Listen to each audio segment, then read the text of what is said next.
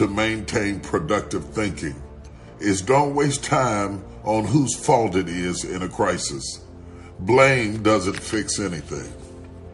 So many times we have a tendency to focus on who to blame, not realizing that all the energy you're spending on blaming and trying to figure out who's right and who's wrong and proving that you were right and this shouldn't have happened to you and whatever it is that went on in your life, it doesn't matter who caused the wreck. It matters that I'm wrecked and my head is bleeding, and you have to prioritize when you're under attack what is most important and focus your energy on that. And blame is not important. Blame never fixed anything. After the crisis is over, we might have a discussion about how to prevent this from happening again. We might get down to whose fault it was, and generally a lot of times fault is broad enough to be shared. If what you're thinking isn't bringing about quantifiable results in your life, then you need to change your thinking. Failure means you've now learned another valuable lesson that pushes you one step closer to success. Failure is not the end all. People keep getting buried under failure. I bet you that you have failed more times than anyone in this room. Absolutely. I promise you have. I'm willing to bet that I have failed more times than anyone in this room, because I have attempted so many things that you have no idea what I've attempted and failed at. But I don't let the failures define me. It's God pointing you in another direction. It's clear about that. And you've got to be willing to go with that bend, because that bend in the road is the only way. Success is not a straight line. It is not. It's crooked. It's down in a valley. It's back up over a mountain. I see life waltzing with me, saying, you want a tango? Come on. You want this? You willing to run over here? Come on. Are you willing to climb this mountain here? Come on. Are you willing to hold your breath and try and swim down to this level? Come on. I see it as a challenge that introduces me to myself. And so we all have to look at life like that. It's a little game, I think. Some people don't know that they're not moving forward because they never measure their life. They never measure their life. So they don't know that they're not going forward. They just know that they got the pedal to the metal, and they just know that they get up every morning, but they don't notice that that Tuesday looks like Monday, and that Thursday looks like Wednesday, and that Friday looks like Thursday, and every day is basically repetitions of the same thing. You need to have measurements by goals of where you want to go in your life. I'm talking about development as a person as well. Whatever the goal is, development as a Christian, development as a believer, development as a father. Do you have a goal for all of the titles that you wear? If you don't, you might not notice that you're not growing, you're not going anywhere, and it might be that you haven't defeated worry. Some people just go over and over the problem. I can't believe it. I can't believe this happened to me. I can't believe my son ran away. I can't believe I got a child in jail. And over again, what did I do wrong? I thought I was the best mother I knew. You're just going over and over, skim over the problem, and let's start focusing on being solution-oriented. Training your mind to be solution-oriented, whether you're a leader or an employee or just a person in general, is very important. Train your mind to skim over the problem and focus on being solution-oriented. How can I resolve it? How can I make it better? How can I fix it? And you can be that person. Even if you have not been, you can be. But you have to train your mind to be solution-oriented. If you're not careful, you will just bring people more and more problems, and eventually they'll get tired of you. When people get tired of you, they will let you go.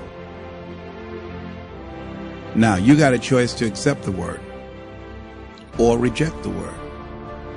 See, there are diseases that people say are incurable, and they say they're incurable because records show or statistics indicate there's only 95%. Rather, there is a 95% of the people that get this disease die. And I say that if 5% live, then the disease is not incurable because 5 people walked away. Now, we need to look at those 5 and find out what was going on there. What happened? And I think that those 5 said, hey, I'm not ready to go. I've got some more living to do. I've got something else to do. and that they harness their feelings, they harness that healing energy that is within themselves, knowingly or unknowingly, they cause them to extend their lives. So what we've got to begin to do is only embrace those things that's for our highest good, that no one has the right to determine or has the knowledge to say how long we're going to be here, and that we can choose to surrender or we can choose to take a stand and fight.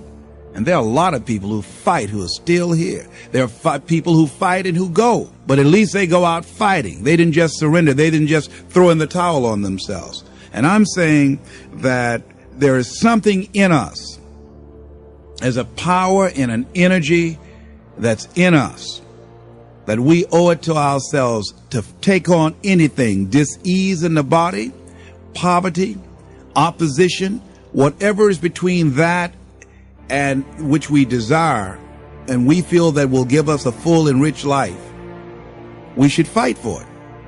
And you've just got to decide that my life is worth this kind of effort, and fight with everything in you, night and day, with every breath that you have.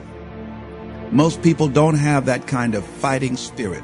Most people expend more energy watching a football game or a basketball game or some type of sporting event than they will give to their dream. They'll spend more time talking about what happened on television in some soap opera, some spectacular entertainment event, stress-relieving activity, than focusing on the possibilities for their own lives. They don't get that excited about themselves and their own potential for greatness. And I'm saying that we need to begin to start focusing in on ourselves and using our energies to move us from where we are in the direction of where we want to go. Overcoming the automatic mind, the things that our experiences, our past results have told us, our current reality. Beginning to know that this is not it. That we are always involved in either creating reality or buying into the reality that we see. So if we begin to learn how not to judge according to appearances, as we begin to, with everything in us, tenaciously to pull down the strongholds on our minds and do maintenance work to make sure that those negative thoughts and that automatic mind doesn't creep in on us again, so we're worrying about or beginning to only focus on and see the obstacles and the limitations as opposed to the solutions or the possibilities. As we work on ourselves constantly, what we will find is that we become at one or in alignment with the universe, and we are able to produce what appear to be miracles to most people, but it's only a perfect outworking of the law when we are working in harmony with the universe. And so the key to it is beginning to continue to have a vision of what you want to create, of constantly working with your feelings and your energy, keeping it positive, and engaging in actions and having things where the pictures, scriptures, music, friends, relationships, goals that challenge you and feed into you and create this new reality for yourself. Because as you continue to hold that in focus, as you continue to charge that with words and sell yourself on your having it, acting as if it already is, when you finally get that feeling, hit that level of consciousness, it will manifest. So when I hear people where their reaction is to bitch about a problem, like you and I were talking, you being Hispanic is working against you. Jason, you being an African American, it's working against you. Like, you're going to have to go uphill. But now what?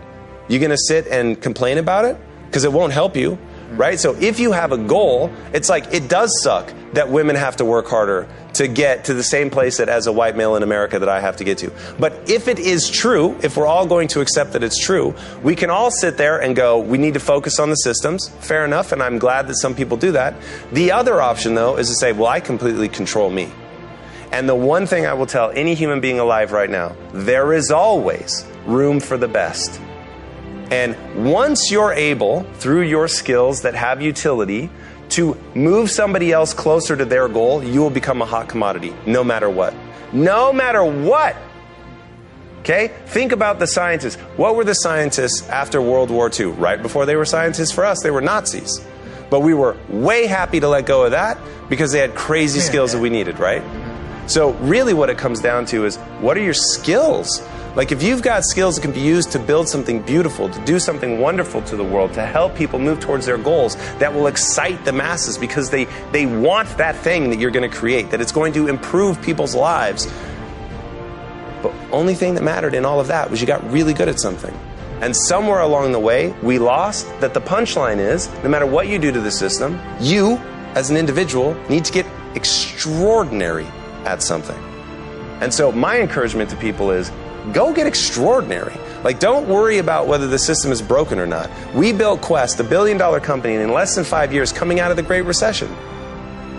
So, what was it? In the Great Depression, more millionaires were created in the Great Depression than any other time in history. It's like, it just comes down to somebody goes, honestly, this is how I react. The system is too big and complicated. I'm too afraid to try to get caught up in fixing that. I'm too big of a chicken. There, I just said it. I'm too big of a chicken to deal with that. But I can deal with myself. I can go get extraordinary, right?